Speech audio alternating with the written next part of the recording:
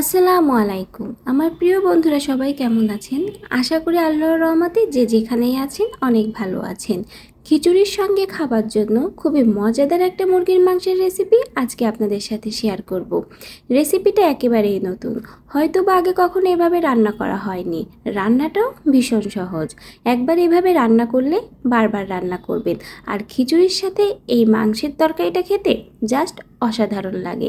একবার খেলে বারবার রান্না করে খাবেন, আর বাসার সবাই খাবে আঙ্গুল চেটেপুটে। তাহলে চলুন আজকের রেসিপিটা দেখে নেওয়া যাক। প্রথমেই আমি মুরগির মাংসটা খুব ভালো করে সাইজ করে কেটে নিয়েছি আর ভালো করে ধুয়ে নিয়েছি। মুরগির মাংসটা ধোয়ার পরে ভালো করে পানিটা ঝারিয়ে নিয়েছি। এখন এর ভিতরে কিছু মশলা মাখবো। সকল মশলা দিব না, অল্প কিছু মশলা দিয়ে মুরগির মাংসটা ম্যারিনেট করে রাখবো। এজন্যই দিয়েছি স্বাদ মতো লবণ, শুকনো ঝালের গুঁড়া, হলুদ গুঁড়া, ধনিয়া, জিরা গুঁড়া এবং সামান্য একটু আদা। এই মশলা দিয়েই আমি ভালো করে মেখে মুরগির মাংসটা প্রায় আধা ঘন্টা থেকে 1 ঘন্টার মতো ম্যারিনেট করে রাখবো। হাতে যদি সময় বেশি থাকে সেক্ষেত্রে আপনারা আরও কিছুটা সময়ের জন্য ম্যারিনেট করে রাখতে পারেন। ম্যারিনেট করা মুরগির মাংসটা এখন আমি কড়াইতে দিয়ে দিব, আর সাথে দিয়ে দিব সেদ্ধ হওয়ার জন্য পরিমাণ মতো পানি। এখানে কিন্তু আমি কোনোরূপ তেল দেয়নি।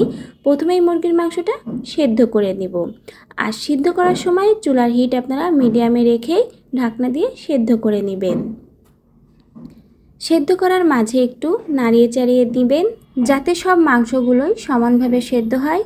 আর মাংস সেদ্ধটা খুব বেশি করবেন না যাতে পরবর্তীতে মাংসটা রান্না করার সময় গলে যায়। আপনারা হালকা সেদ্ধ করবেন।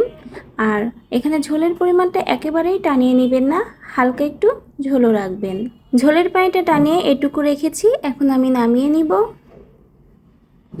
কড়াইটা ধুয়ে এখন আমি পরিমাণ মতো সয়াবিন তেল ভালো করে গরম করে নিব।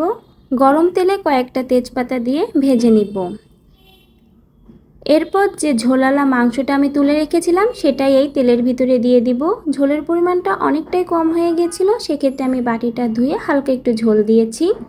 আর এখন দেব পেঁয়াজ রসুন বাটা, একসাথেই বেটে রেখেছিলাম আদা বাটা, আর সাথে দিব এলাচ, লবঙ্গ, গোলমরিচ একসাথে গুঁড়ি করে রেখেছিলাম সেই গুঁড়ো করা মশলাটা। সকল মশলা এখন একসাথে মাংসের সাথে মিশিয়ে ঢাকনা দিয়ে কিছুটা সময় রান্না করব। এখানে আর কোনোরূপ ঝোলের পানি দেওয়ার দরকার হবে না, সম্পূর্ণ পানি টানিয়ে নিতে হবে। পানিটা টানিয়ে একেবারে তেলটা ফুটিয়ে নিতে হবে। আর এভাবেই আস্তে আস্তে মাংসটা খুব সুন্দরভাবে সফট হয়ে যাবে। সম্পূর্ণ ঝোলের পানিটাই আমি টানিয়ে নিয়েছি, আর এখন উপরে ভালো করে তেলটাও ফুটে উঠেছে।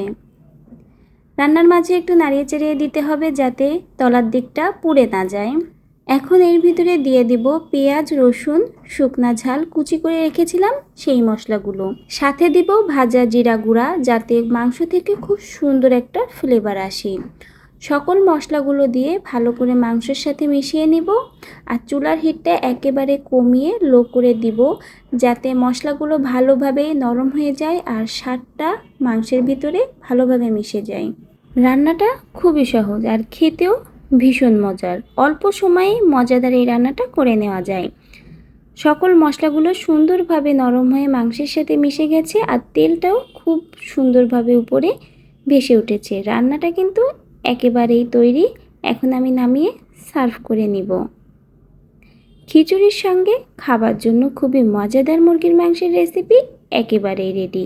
গরম গরম খিচুড়ির সাথে সার্ভ করুন পরিবারকে। পরিবারের সবাই খাবে আঙ্গুল চেটেপুটে, আর এর স্বাদ মুখে লেগে থাকবে সারা জীবন। আশা করি আমার আজকের রেসিপিটা আপনাদের সকলের কাছেই ভালো লেগেছে। ভালো লেগে থাকলে অবশ্যই ভিডিওটা একটা লাইক করে দিবেন। আর আমার চ্যানেলে আপনি যদি নতুন হয়ে থাকেন আর আমার ভিডিওগুলো আপনার কাছে ভালো লেগে থাকলে অবশ্যই চ্যানেলটিকে সাবস্ক্রাইব করে পাশে বন্ধু হয়ে থেকে যেতে পারেন। এতটা সময় নিয়ে সকল বন্ধুদেরকে আমার ভিডিও দেখার জন্য অসংখ্য অসংখ্য ধন্যবাদ।